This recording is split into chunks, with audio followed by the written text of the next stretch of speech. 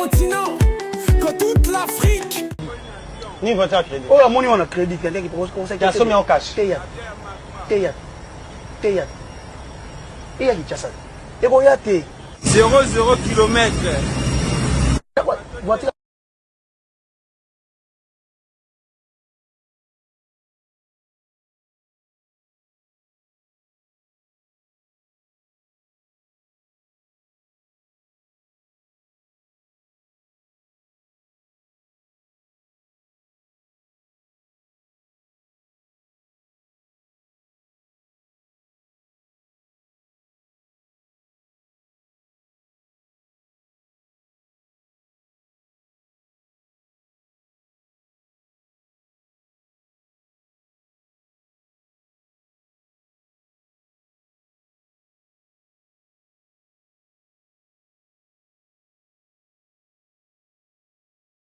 Fali Poupa na Kinshasa Lamborghini au bolobai que avec un crédit.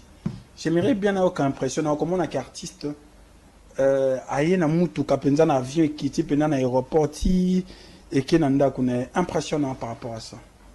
Naza na impression rolobate parce que mbala liboso pete fali aya na Lamborghini na Kisasa. Ya liboso yepe ke zaka likolo mabanga. Ye moko fali abenga kango taxi jaune parce que zaka ya jaune. Naza na impression rolobate sur le bien matériel pendant que moi je suis ici pour le bien musical parce que au moins na mituka na mituka tant que na mituka mbule bete na Kisasa lupango ba fali ezochola kuna na bandal makelele. Oui, moi je suis des bandales. Moi je suis des bandales mon frère. Ngai naza na papa je suis des bandales. Sikoyo na mutuka oya sombi ya autant de cher wana. Na lupango ya famille olingo kotela ya crédit te ngai na lupango te mais na lubaka eza mankiona na kondima sango ya na Kisasa po mbuka pe na kondima te puisque franchement my god mais papa ya auto solo la mule beti fali asomi mutuka ya cher mule beti na bandal makele na lupango ya famille bazo pepa na mutuka omote ke zaki ndoki na mutuka mais mutuka lobe eza ya cher mutuka wana na place asomba ya cher po asomba bakayas bamabanga batongisa lupango ya famille ti sikoyo lili mbula lili pluie apesi bango panique makelele lili pluie apesi bango panique makelele puna na bandali lupango ya famille bazopepa yo yela bato mituka olingi bato me olingi biloko olingi bato te c'est ça qui veut dire que mbala liboso te fali aya na mutuka oyo babengi Lamborghini na Kisasa asa ya déjà na Lamborghini ya liboso eza taxi jaune eza likolo ya mabanga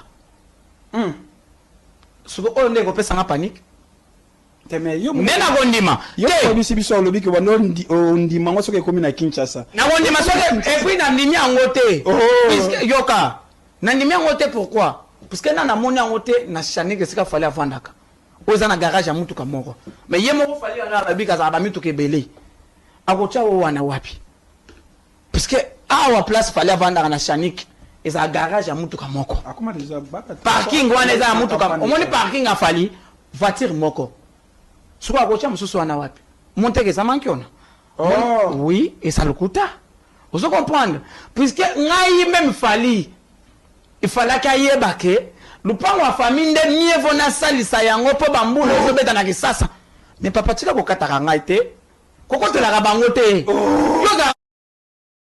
Leçon du jour. Apprenez à répondre à vos détracteurs par des actions et non on vous justifie.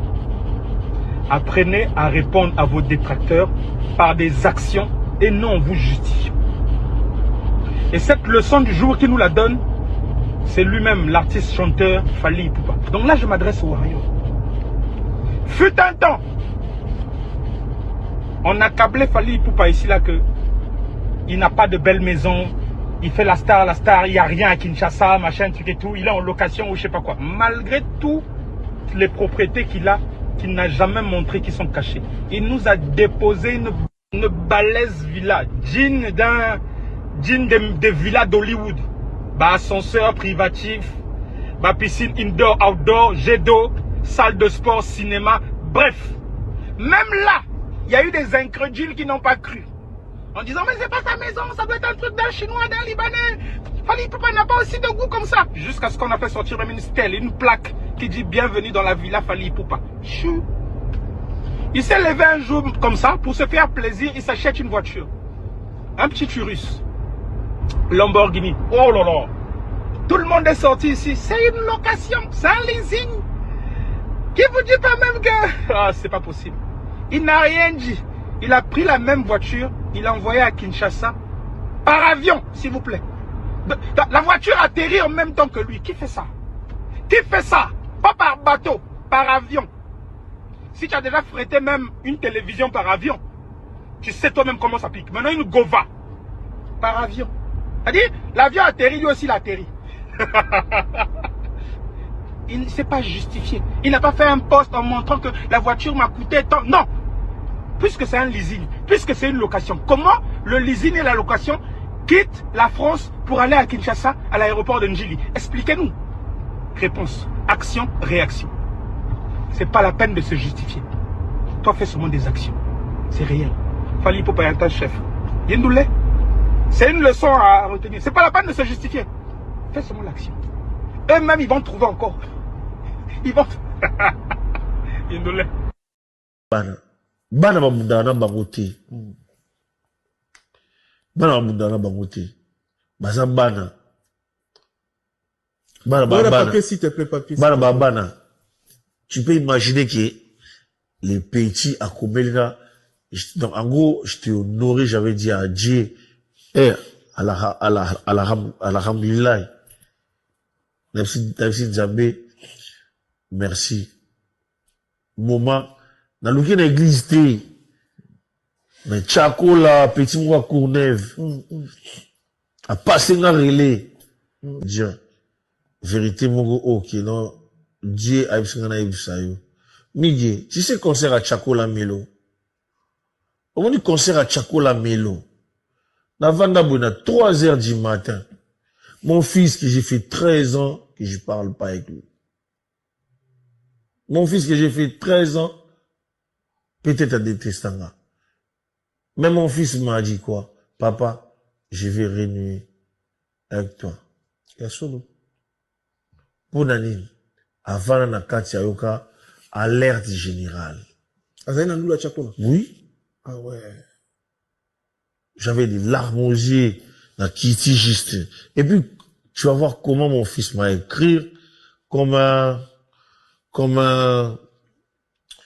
licencié, n'a dit, bah, chic, nini.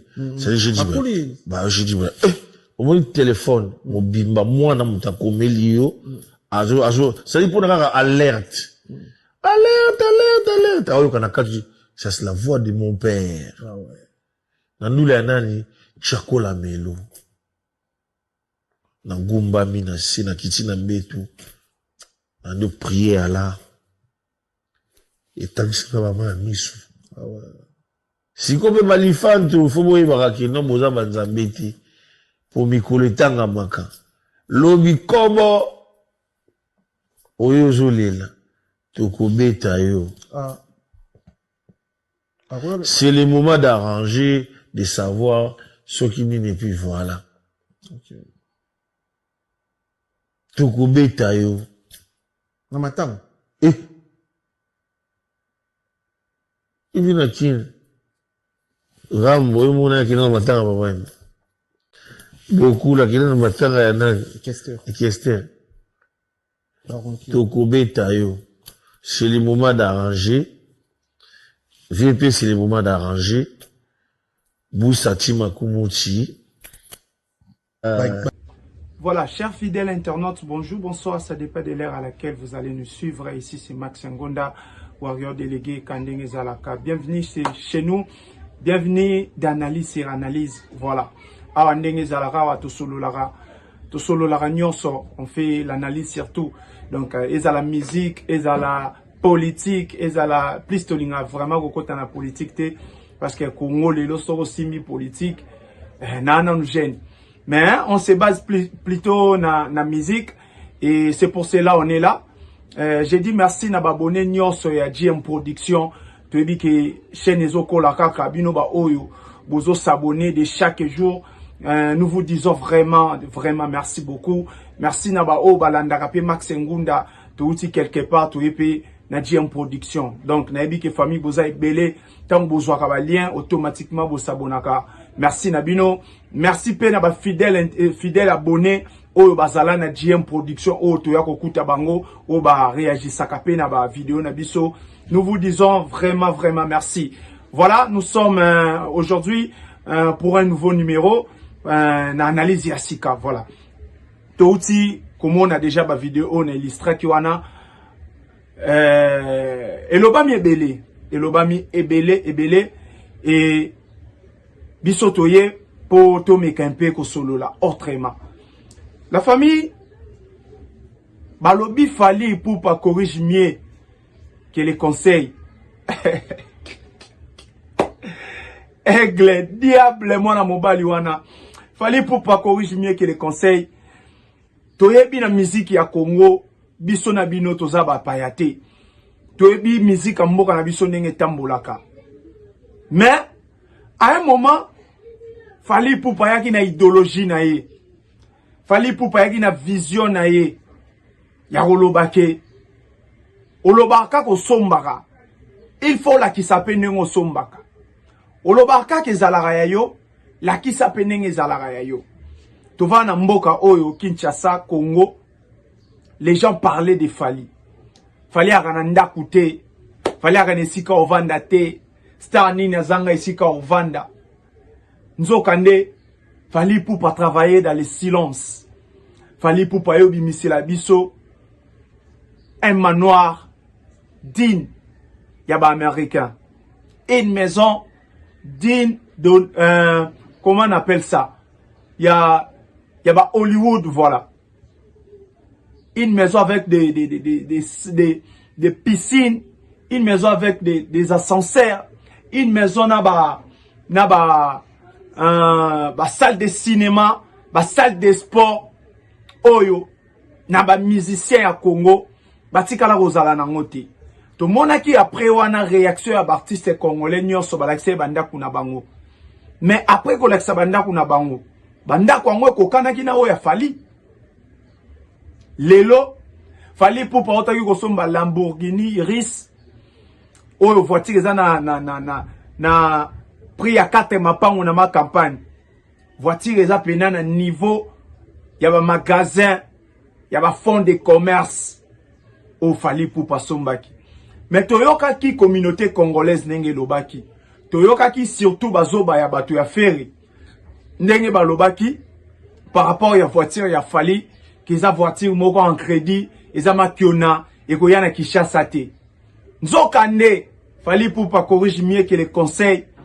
Fali pour pas ayena mutu kanzela moko la famille. Musubino boana Kinshasa te. Musu boana Congo te. Botu na biso bato to wana mboka oto ebisa bino réaction ya peuple congolais. Déjà pour la première fois, déjà Fali commence à abuser parce que il demeure l'artiste na ba makambo belé pour la première fois. Donc première fois artiste a disque d'or certifié.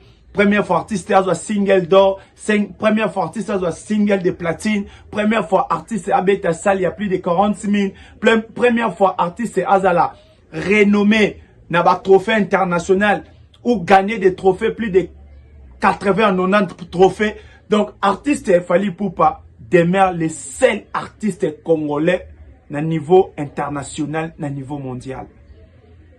Asuki Wanate, Fali Poupa, aye na mutuka na Kinshasa oyo elobisi bato déjà ba gouve ba moko atombolo balobaki ke Fali mutuka wana ekoki koya Kinshasa te bato ya ferry balobaki ke Fali mutuka wana ekoki koya Kinshasa te eza mutuka en crédit eza mutuka azuika kaka nga photo mawelisa metomoni mutuka ekiti na artiste nzela moko na aéroport ya Njili. La famille bino bato botinda biloko boyebi soko zo frete loko ya na avion télé kaka soko bo futela ngo combien mais lelo mutuka eyenzela moko pour la première fois dans l'histoire de la musique à Congo, mutuke matana leader na ngonzela moko na aéroport bakiti na njili nzela moko. O Guder Zugambundu ya mbalo yaka na litaka. O Guder Zugambundu ya mbalo yaka na ngubu.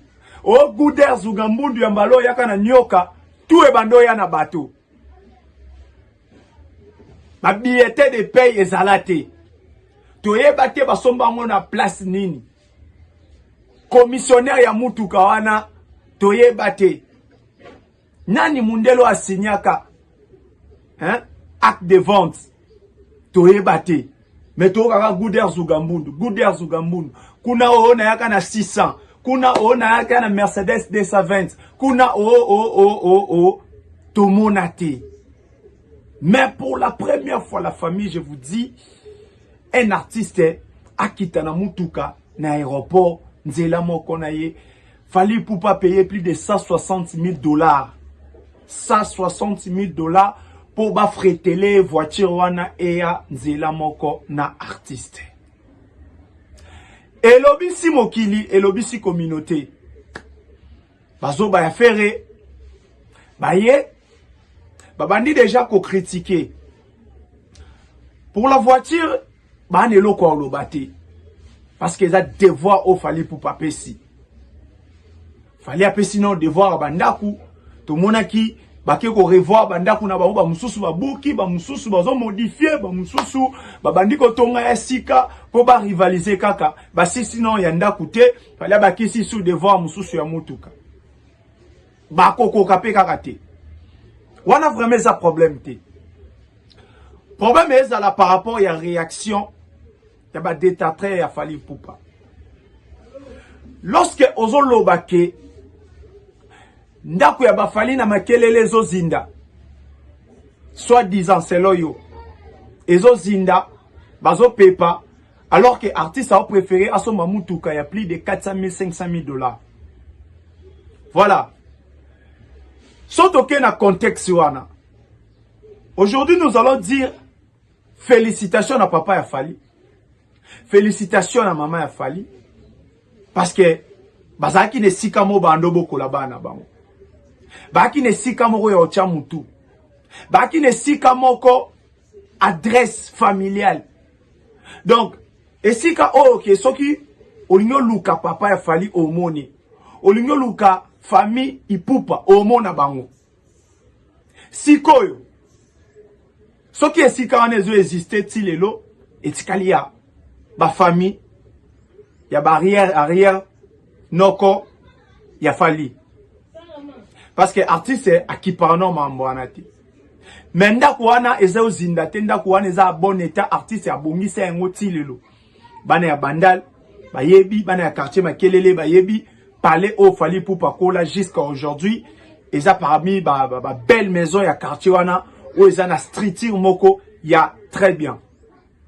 Mais ce qui eza bongo kezo zinda. Mais au moins la famille a une localisation. Tokoloba nini na papa oyo atonga ta bouchon te. Papa ya faire atika ta boutique te. Que dire na ndako ya machine à fufu o faire ba ndako futela. Lelo koma soki et comment na ebite longa ndako ya machine à fufu comme ndako ya tailleur après ndako ya tailleur et comment dépôt ba bomba ba mai après dépôt ba bomba ba mai et comme isko place ba mécanicien ba bomba ba Babylone na ba salela. Qu'est-ce qui manque à faire gola moko tombolo na lobano? Qu'est-ce qui manque à faire akende azwa parti wana to lupango wana asomba yango etikala lokola mise o bando ya otala esika artiste akola na ndako machine fufu.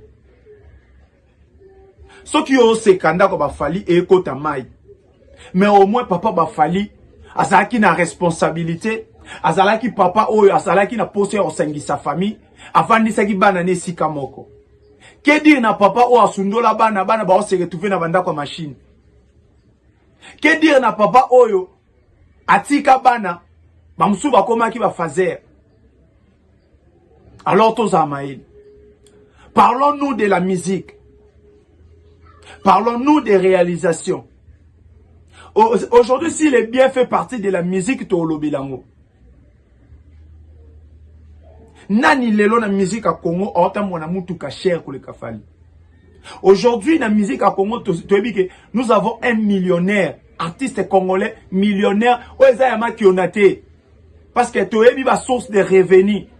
Il est juste millionnaire, kaka na chaîne YouTube. Dans une année, artiste gagne plus de 1 500 000 $ par an. Seulement de vie. Ça comptait des concerts, ça comptait des publicités, ça comptait des contrats. Donc, c'est totalement normal. Artiste, Asomba, Azanabilo kwa cher, Azanabilo kwa marque. Parce qu'il gagne beaucoup aujourd'hui. Vous devez dire à Ferry, Asala pene muninga osala. Tout le monde qui a ma mutango ebimaki. Bokomo okoluka banda kwa batu. Maman Odette Chibambe, banda kune ya bon marché, komi bokomo filmer komi a fait. Alors, bien babete la ngotolote. Nous disons félicitations à l'artiste Fally Ipupa de faire ce qu'il a fait. Ça prouve encore une fois la grandeur. Et là, ça veut dire qu'il fallait avoir massa ya mutute na musique à Congo. Et là, ça veut dire qu'il fallait avoir muninga ya mutute.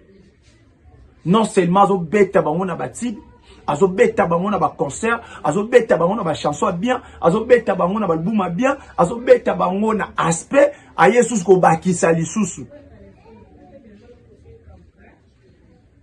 Nani déjà ba voiture tout etoni na mama pango ya ba artiste. Bona ksebiso banzela mitukani ya. Bona ksebiso ba accord de vente ya ba mitukana soiza. Lamborghini, Iris pesi mutu pasi na Gishasa. Et lui c'est aigle. Quand il s'est autoproclamé aigle parce qu'il y a baki. La famille na ozala vraiment moi mukuse na vidéo na besoin to umilate. Nathalie vidéo ya Célio en plein plateau azolela mwana nae oyo basala plus de 13 ans basolo la kate. Tant na mona vidéo na beteka ngokara. Après un moment donné na bandi kotala na bi non vidéo fona lobelango. C'est le autant makambo fallait bimaka awa na mboka na biso. C'est le azala parmi Baptiste oyo ba Christifia qui Fally. Baptiste oyo ba dénigra qui valait parental ya Fally. Baptiste oyo il ba manka qui Fally du respect. C'est le yo fait partie ya Batouana. C'est le yo il est allé plus loin. Il a traité Fally d'un irresponsable. Un parent irresponsable, comment est-ce que l'on la tatouage ya mwana? Ok.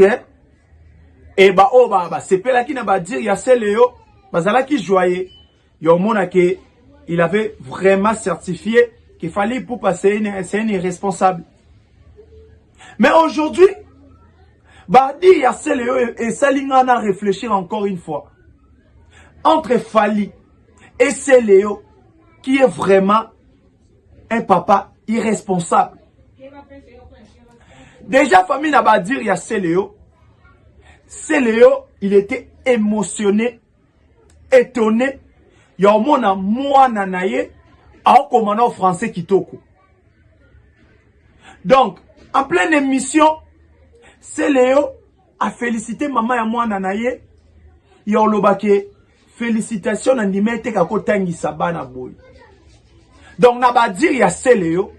Il n'a rien contribué na vie à Banawana. Du côté scolaire, du côté santé, du côté social, il y a Banawana. Abaki ça est l'autre côté. Donc pour la première fois, moi na indenga commis français, c'est le Léli à Foukaminasi. Et que dire na mutu oyo? Abana kotangisa moi na eti na licence. Que dire na papa oyo?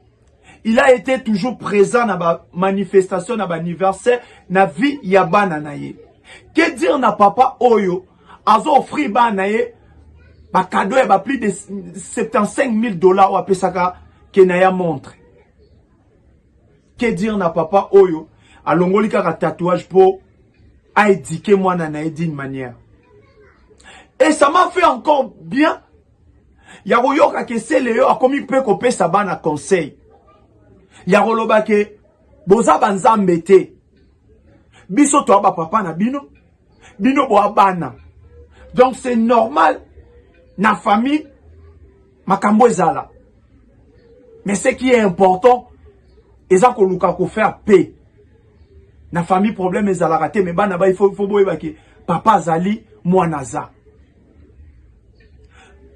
Ozongi lelo na place ya comprendre que fallait aussi avoir raison quelque part ya ko éduquer bana na ye. Parce que yo moko reconnaître bi lelo bana poto ba koma ko mimona lokola. Tant fallait lobaka ngo, vous l'avez traité de tous les noms, de tous les mots, de tous les noms. Mais aujourd'hui, beaucoup mo ya pe na kan ya fali. Mais moi je ne savais pas que c'est Léo.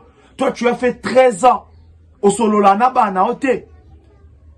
Tango traité qui moninga irresponsable. Moi je pensais que yoza papa oh tu passais beaucoup plus de temps na bana yo.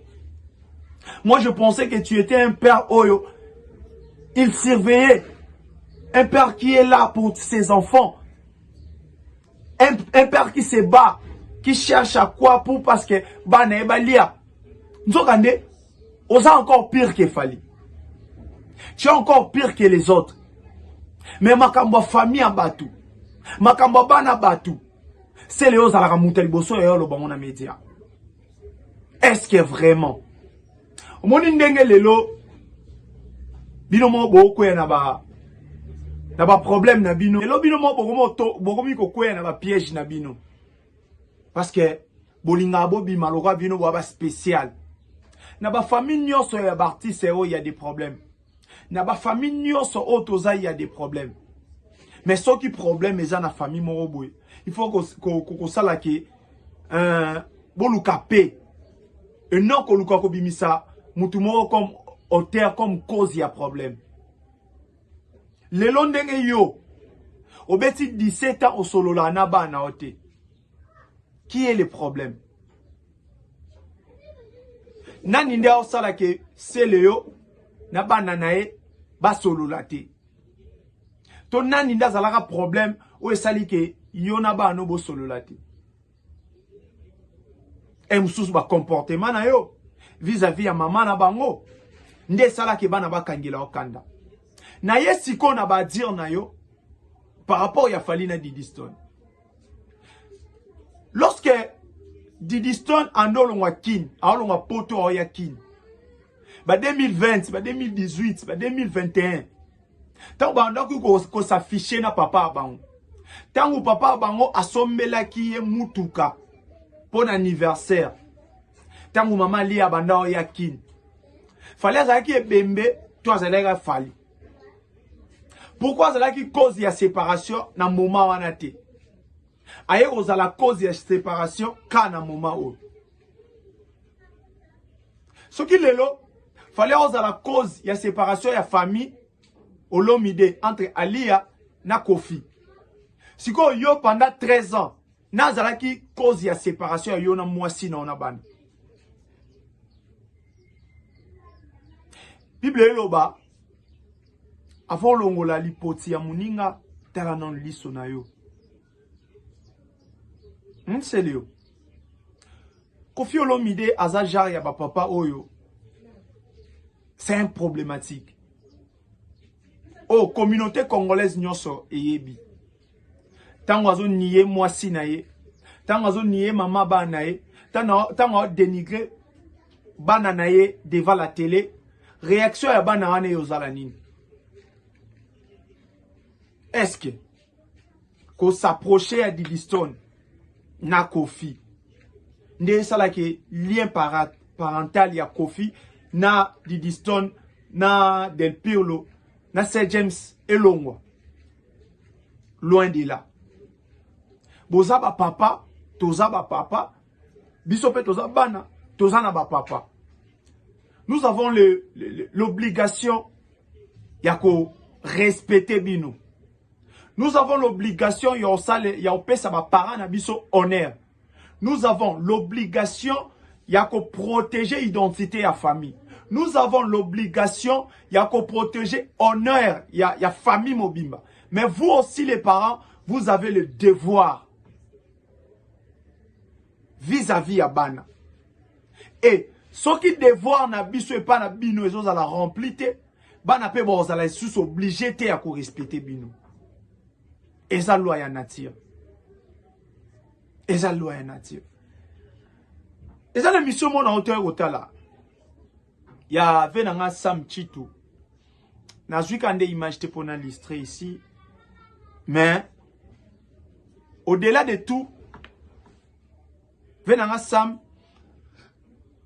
Ok moi moulai. Ok moi likolo. Déjà la musique à Congo. Toebi ke Koffi Olomide atikala robete lo remonter na munoko o ezala vrai. Parce que les messieurs azala toujours na besoin à se sepelisa ye azala bien ba sepelara na ye. Wana eza point fort na ye. Toyebi.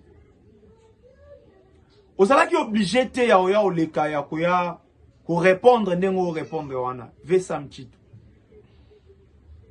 Tout en sachant que tu es où tu fais partie yaba meilleur artiste ya quartier latin. Lorsque Bobet ali solo ya quartier latin, comme ya Sam Kozanga raté. Bozalaga deux groupes. Ya meilleur latino. Ça fait 34 ans ou 35 ans d'existence. Bozalaga des meilleurs quartiers latins.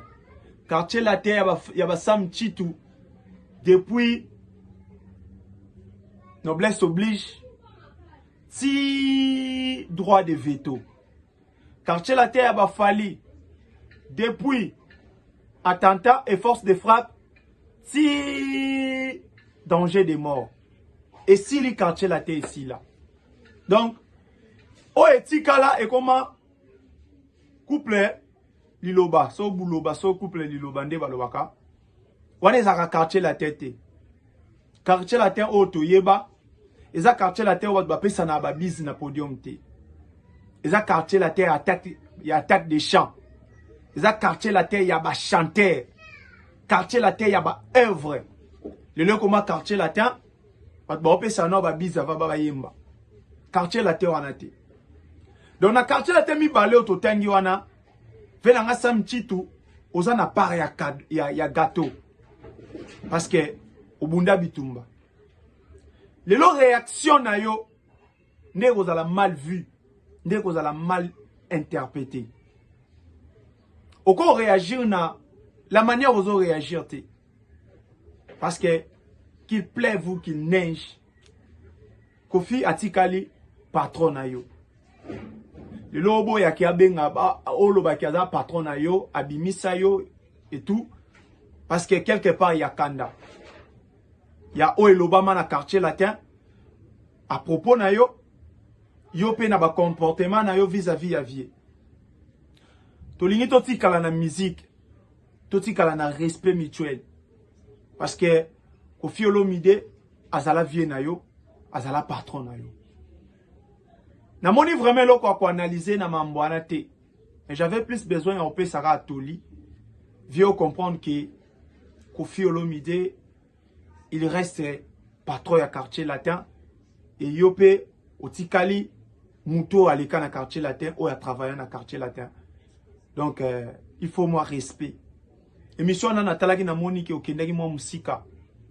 Okendaki vraiment musika ya ko benga vie hypocrite.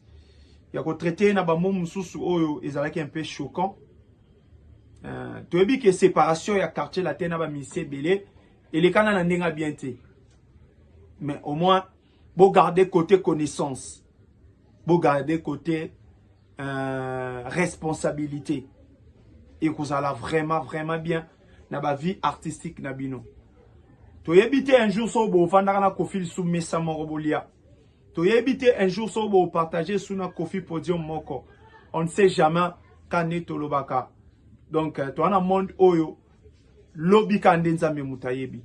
Alors, tu préparer lobby na biso bien pour te regretter. Certes, tu as déjà 57 ans ou 58 ans, ou qui est déjà 60. C'est déjà vraiment beaucoup. Mais, lobby to éviter. Papa Wendo, ayaka osala sous succès na Sera Kabila le père. Papa Wendo, asala succès na Papa Wendo, asala succès na ba 50, ba 60, succès yaka aussi là. Mais qui pensait après 30 ans, Papa Wendo asala sous succès va koufa. Donc, lobby a mutunza mene mutayebi. Vraiment, tu es un artiste où tu apprécies ka.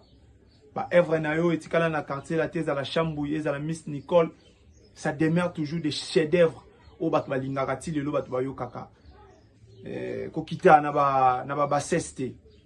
Kokita vraiment na baseste, garder respect à nos alaranango vis-à-vis ya vena au quadracora, vis-à-vis ya orchestre au Sangi Sabino quartier latin. Voilà la famille. Merci beaucoup Nabino Baobozala Kiwana. Merci beaucoup Naba abonné. Nabiso Nyos ya GM Production. Merci Naba OP Batalara Biso yo Yozwaka Tana yo vraiment. Yakota Labiso. Nous vous disons vraiment merci. Merci Napi V à Petit Naeve Nangama Yostar. Merci Naba Bato Batalara Biso. Merci Naba Nyangambo Sima.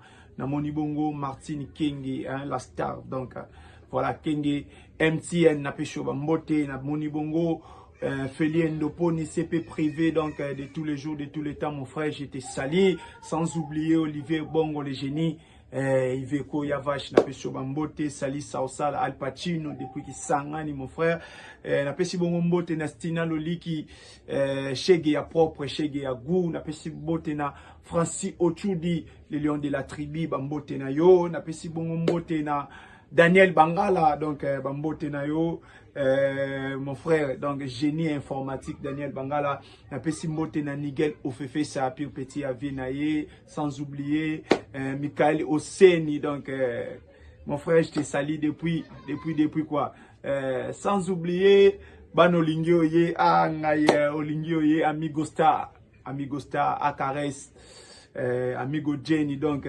Pire Masaya. Ya Masana quoi, Amigo Star, Bambote Nayo, sans oublier Yubek Clovis Boulaya, donc meilleur joueur de tous les temps, de tous les jours. Yubek Clovis Boulaya, Bambote Nayo, Napesi Bongo Mbote na Onogo, Honoré, Bambote Nabino, tout, Banatu ya Olingioye, Napesi Bino Bambote et Napesi Bino Disusu. Merci. Tokutani na épisode Oekoya, ton analyse Oekoya. Restez branchés na GM Production, Bogota la gag, Bogota la théâtre, Bogota la analyse, Bogota la émission musicale. On se retrouve prochainement. Bye bye.